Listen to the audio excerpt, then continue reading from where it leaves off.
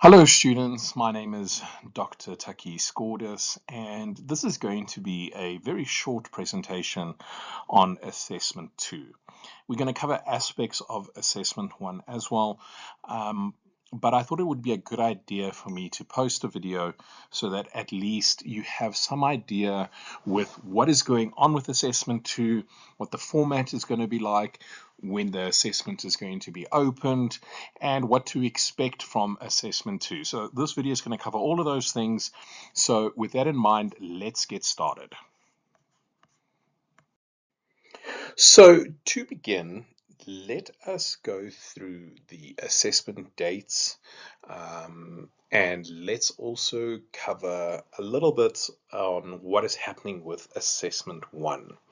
So as you know, Assessment 1 opened on the 1st of April and closed a month later, and we also gave students an extension on the deadline. And if I'm not mistaken, this deadline was extended to the 2nd of May. It may have been on the 1st of May, somewhere around midnight, but we gave a slight extension for students who had failed to submit. And so we had all the scripts finalized early May, which meant that the marking of Assessment 1 started during the first week of May. This is when all the scripts were finalized and we could begin marking. So Assessment 1 is currently being marked by the module team, but you also need to be patient with us. We've had quite a few students emailing about when their results will be released and what is happening with the marking. So I'm going to give you a slight overview. We have a record number of registered students this year for ENG2611. We have over 9,000 students registered to the module, and out of those 9,200 students, over 8,900 students submitted assignment 1. Now at the time, after the assignment had closed, we had a module team of 9, and we were then given extra team members to help with the marking, so that increased our module team to 12 team members. Now, as you can imagine, there's only 12 of us. We have to get through almost 9,000 papers. It's not going to happen overnight. So the team is currently marking your scripts. We are trying to get through them as quickly as possible, but obviously we don't want to detract anything away from quality of marking. We want to give you good feedback, and so this is taking obviously extra time, but as soon as your results are ready to be released, you will be notified. It is happening. It will happen soon. Okay, so that's assignment 1 out the way. Now, assessment 2, if you looked on Moodle recently, you would have seen that Assessment 2 had an opening date of the 1st of June 2026. Now, this date was preset last year, and why this date was preset to the 1st of June was that obviously we didn't expect to have any delays or disruptions in the marking. So we thought that Assessment 1 would already be completed well before the 1st of June, which would have given you enough time to then submit Assessment 2.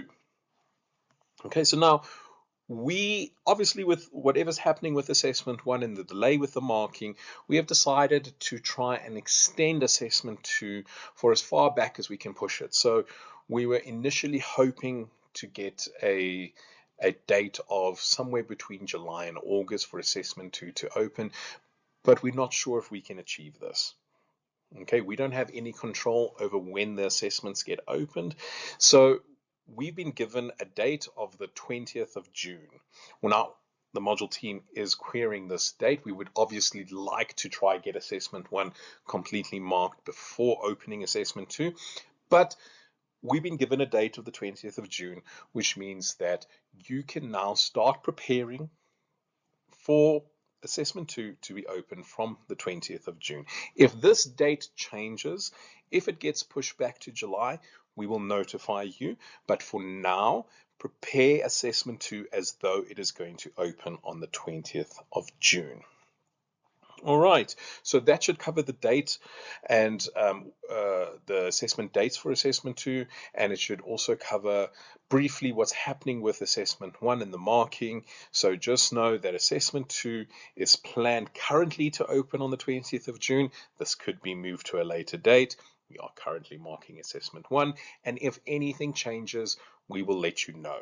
Okay, now we're going to cover in the next couple of slides what to do now for assessment 2, and we're going to use the 20th of June as a benchmark for our preparations and our planning.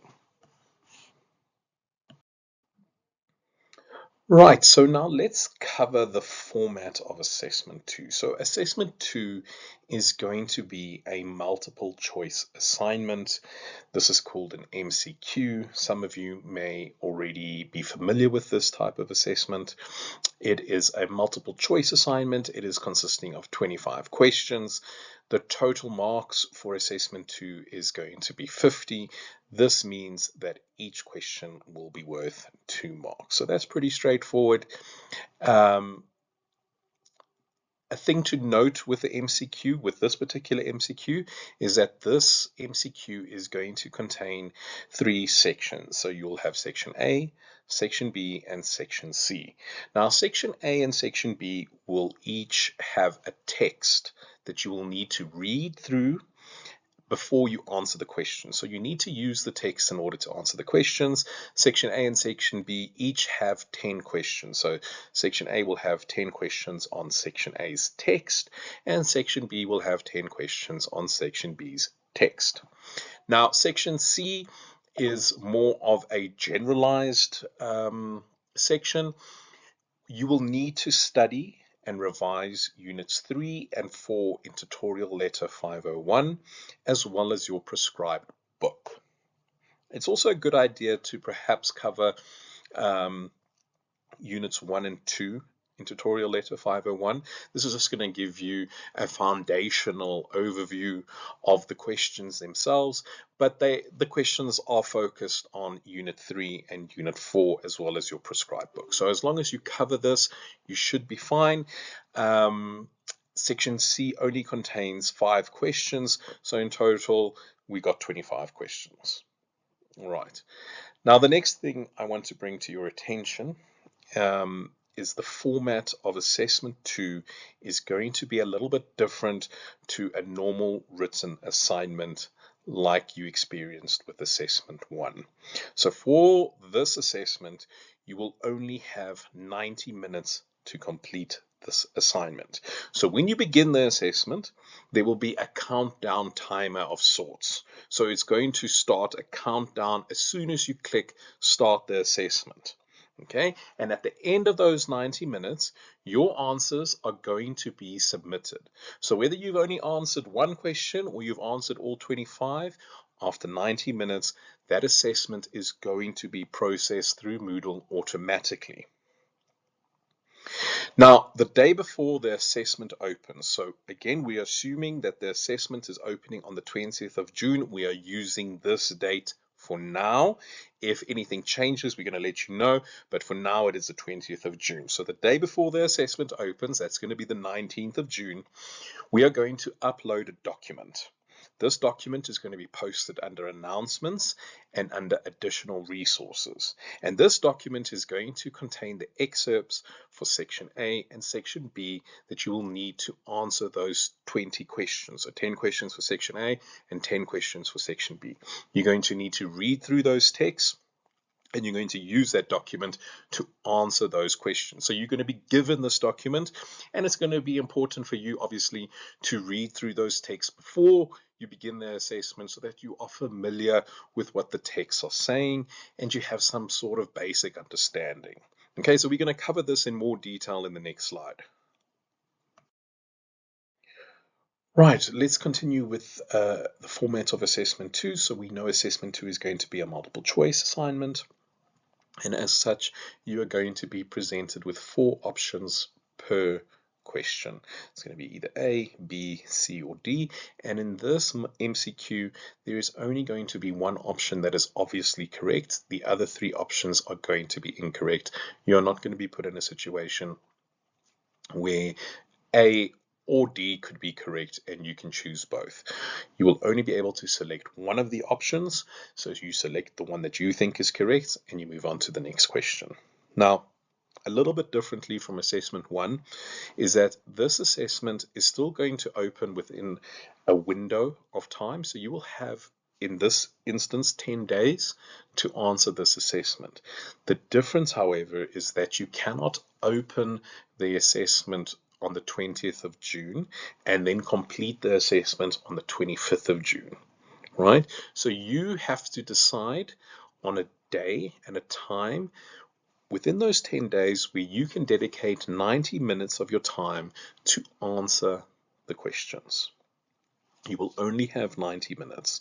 Okay, you will only have 90 minutes because you only have one submission. So after you click start, the assessment will open. You'll have the countdown timer of 90 minutes. And after this 90 minutes, your assignment will be submitted. You will not have another opportunity to submit or retake the MCQ.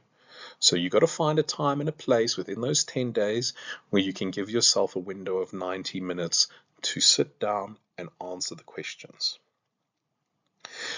Like I said in the slide before, the day before the assessment opens, it's going to be advisable to download the assessment to document containing the excerpts and read through the text before you begin. This is just going to save you a little bit of time. You will be presented with a document. You're going to be presented with the text.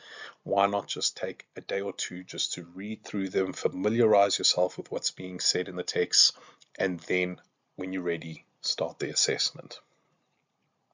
So again, I'm going to reiterate that you need to find a quiet place, an ideal time, and a stable internet connection before you start the MCQ, as you will not be able to retake the assessment for any reason. We don't have any control over this. It's going to happen automatically. Now, obviously, any attempt to distribute, post, or share answers will result in immediate failure and disciplinary action. So it's very important that you try to work honestly and independently.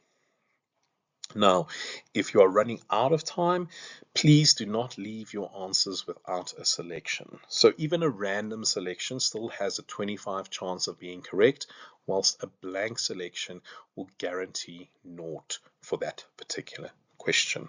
So if you find yourself in a situation where you only have 30 seconds left and you have 5 questions still to answer, what I would suggest is that you just randomly select either A, B, C, or D for each of those. You at least have 25% chance of getting it right, rather than just leaving it blank where you are guaranteeing yourself not to get any marks. And then the last point is to time yourself accordingly. So we suggest that you give yourself no more than 3 minutes to answer each question. Now, it's important here that this takes into account that you have completely forgotten to read through the text. So let's assume that you have clicked start the assignment, but you have forgotten that actually you needed to read the text first. This 3 minutes still takes into account a 15-minute period for you to then go and read through the text. And this will also give you sufficient time at the end of the MCQ to then go over your answers and make sure your selections are correct and you have chosen the correct answer. So time yourself. You have 90 minutes. The format is a little bit different, but you've got enough time to answer all the questions. Okay, so if you're still not sure on anything, if there's something here that I haven't covered, you're more than welcome to get in touch with any one of the team members and we'll be happy to help you. Obviously, before the assessment opens, please get in touch with us. Please don't stay quiet and stay with a question if it's something that we can help you with. Just to recap quickly, we are still marking assessment 1. We are trying to release this before assessment 2 opens. Assessment 2 is going to open for now on the 20th of June. You will have a 10-day window in which to complete this assessment. It's a little bit different because you only have 90 minutes within those 10 days, somewhere within those 10 days, for you to choose a quiet time and place to answer the questions. The MCQ is going to be 25 questions long. Each question is worth 2 marks for a total of 50 marks. The MCQ is going to contain 3 sections. Section A is going to be 10 questions, Section B will be 10 questions, and Section C is going to be 5 questions. We are going to upload a document on the 19th. This document is going to be used to answer Section A and Section B. So it's important that you download and view this before you even start the assessment. And finally, please note that you will not have another chance to resubmit the assessment if you open it. Once you open it, you only have 90 minutes. So please just keep reminding yourselves that this is not an assessment that you can open and come back to. You will only have 90 minutes to complete this assessment. All right, and that brings us to the end of this presentation. Thank you for listening, students. I hope you found this useful. I hope it has answered some of your questions and alleviated some of your concerns or fears surrounding Assessment 2. I know there's a lot of uncertainty regarding this assessment, but I hope this short presentation will help you. Like I said, if you have any questions, you're more than welcome to reach out to any one of the team members. I know you're going to do well, so best of luck with this assessment. Please remember to start revising units 3 and 4 from now, and remember to check that document when we upload it the day before the assessment opens. Revise it, familiarize yourself with it, and all the best. I know you guys are going to do just fine, and yeah, we wish you the best of luck.